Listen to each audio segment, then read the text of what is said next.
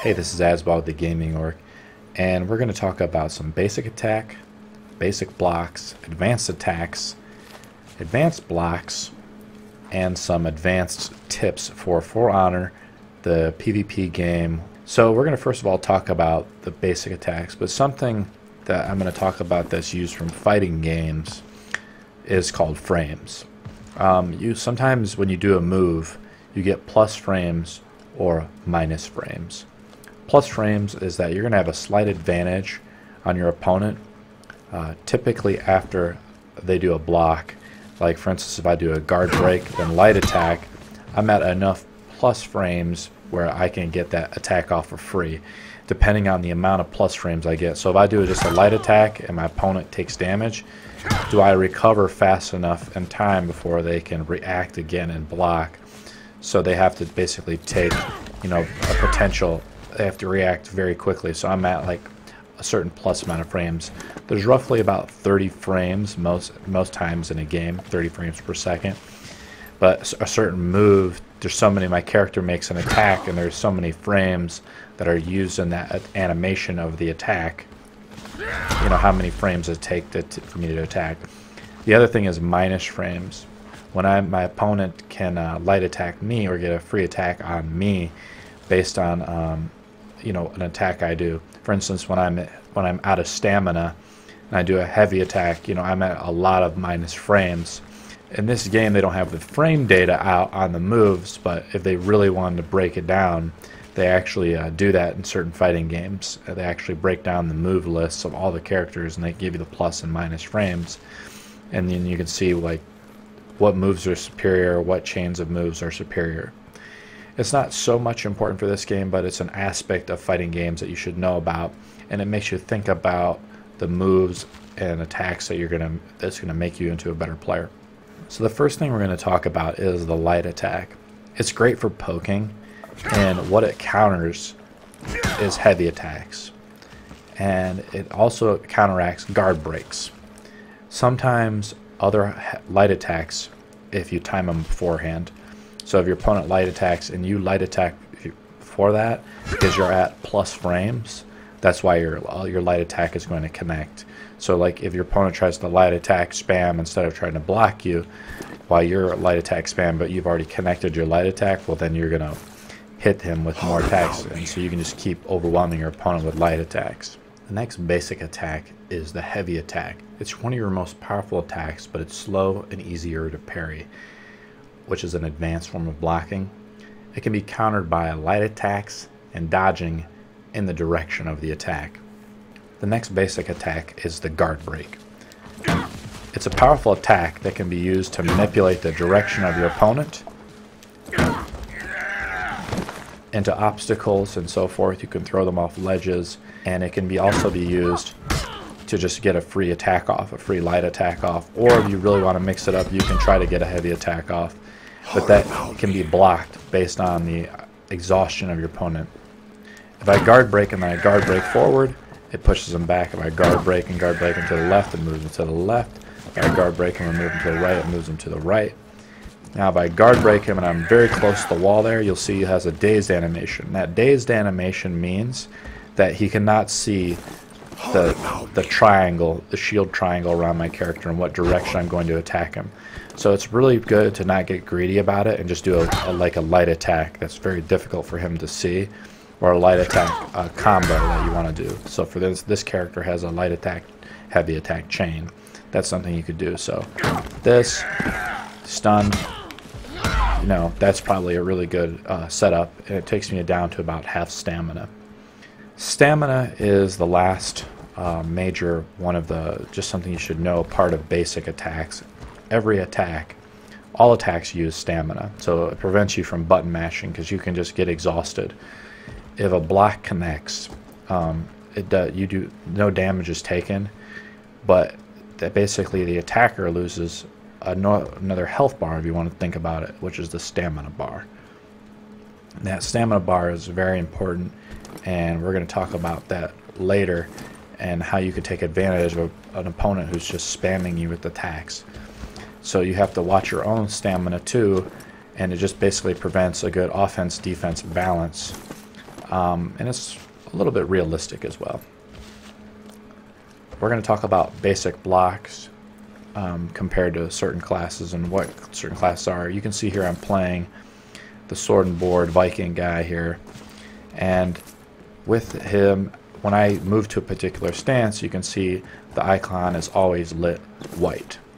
What that means is I'm permanently blocking from that side no matter what. Characters that do not have shields have a harder time blocking because their window to block only lasts for about 1 second, and they have to manually press the shield arrow in that direction to block. Beyond just blocking, you also have dodging or sidestepping. Dodging is pretty good, but it's better for like assassin classes, I think, and it helps you to move around. I use it to get distance and break away, to back away from people. And one thing you can do is you can dodge the person attacks. You have to move into that attack, and if you time it correctly, you end up doing a deflection, which we'll talk about later. But that's a way, if you dodge away from their attack, most of the time you're going to get hit. And overhead attacks, you can always dodge either to the left and the right. And some characters have a stab attack, which you can execute correctly when you dodge. Now we're going to go over some advanced attacks. The first advanced attack we're going to talk about is the infinite chains. They can try to be blocked or parried. Certain classes have more of an advantage of breaking up infinite chains, like characters with shields, but you can try to parry those heavy attacks, for instance against a berserker. Another advanced attack is the stamina grab. Basically your opponent runs out of stamina, and this allows for a free knockdown if you do a guard break and it connects. You basically throw the opponent to the ground, and you can get off 1 to 3 light attacks sometimes, but you're guaranteed a heavy attack a majority of the time when you have a knockdown on an opponent. The next advanced attack is revenge. This fills up when you block and take damage. You're going to gain a lot of HP when it happens, but you want to activate it when you see an opponent attacking you, because then usually you'll throw your hand up and it'll lead to an automatic knockdown, so it gives you more breathing room. This boosts the damage and health of your character. All your attacks are uninterruptible, so think about combo chains that you want to do, so they can't be broken apart. I don't think they can be parried either. And if you parry your opponent, which is an advanced block, which we'll get to, this leads to a knockdown automatically, and all attacks are auto parried on activation. So one thing you should think about when you go into revenge is trying to parry an opponent when they're usually fighting 2 guys. You can get revenge. If you parry someone, or you're going to do the animation, but it's going to lead to an automatic knockdown on the opponent, and it's going to activate it probably a lot easier for you. And I get this revenge ability a lot, like when I'm playing my Conqueror, for instance, and a lot of 2v1s, and I go into full guard stance, so I'm blocking a lot, and this helps me incredibly with survivability because I get a huge HP boost, and you can buff this with gear as well. The next advanced attack is feigns, and only certain classes have this. Conquerors, for instance, do not have this, but when you press on the PlayStation controller, you press that O key when you do a heavy attack. So I have my middle finger on the R2 button, and as I'm throwing that heavy attack and I hit the O button, it cancels that attack. That's a feint. Okay, and this is a great way to counteract parrying, which we're going to talk about in a second. And basically it leads to great mix-ups and setups. Okay, so think about it, you're like feigning, and then instead you can do a guard break, or you can lead to a light attack, or you lead to, typically, like you could feint, guard break, and throw your opponent off the cliff. There's really good abilities, but for advanced fighting and people who actually are parrying you, one way to do it, if your character does have feigning, is to do it. Now the Conqueror, for instance, does not have feigning because he has to use a full guard break stance to feint. Next, we're going to talk about advanced blocking. When you want to parry someone, you're going to use a heavy attack on an opponent while blocking in that direction. So I'm blocking in that direction originally, and then right as that attack connects, I hit, or about to connect with my shield or my sword, I'm going to use a heavy attack, or R2 if I'm on the PlayStation controller. And what's going to happen is you're going to push them away, but what the major point behind parrying is you reduce the stamina of your opponent significantly. And again, the way to counter this is by feigning, right? So you think you're going to throw a heavy attack, your opponent sees that heavy attack coming, you're feigning and doing it. What's going to happen when you push that opponent out of range from a parry is you might be able to get a light attack depending on the setup of the pushback, but because they're at such a minus frame. But the problem is most of the time it's just a stamina reduction. It's a way to slow down your opponent. This can be used to counteract those pesky unblockables and heavy attacks and some light attacks. I find it very hard to parry the light attacks with this. It's tricky, but it's very easy to do it for heavy attacks. So say your opponent, and if you know the character's combo chains very well, so you're like, oh, he's going to do a heavy attack and he's going to do another heavy attack. Well, why don't you parry when you start learning that? So you see the direction of it coming, you're good enough at blocking. Well, now it's time to step your game up and start parrying those attacks to really reduce your opponent's stamina. The next advanced block we're going to talk about is deflection. Well, how you activate a deflection is you're going to dodge in the direction of your opponent while they attack. What's going to happen is the attack is going to highlight or flash red almost when you need to time it. That's when I found out. And then what's going to happen is your sword, when you activate that deflection, your sword is going to slide under that attack and it's going to give you a plus frames. That's really the best way to say it. But certain characters actually have a move off of this. So like the Peacekeeper, for instance, has an unblockable, which you can do here. Now we're going to talk about some advanced tips. The first advanced tip we're going to talk about is guard breaking is very powerful. And it's a way to prevent parrying. People who are trying to parry you a lot of the time, and turtling. And guard breaking is another attack. You know, think about it like a light or heavy attack. It doesn't do damage, but it's great for setting up. And also you get a free light attack out of it. So it is a free attack. Think about it. You get to break your opponent's guard. I get a free light attack. You can kill people just by guard breaking them over and over and light attacking them. I've done it to people before. It's really annoying, but what's more annoying is someone who actually knows how to block and block all your attacks, so you can't actually kill them. And or they're just trying to set up for parrying and then reduce your stamina all the time.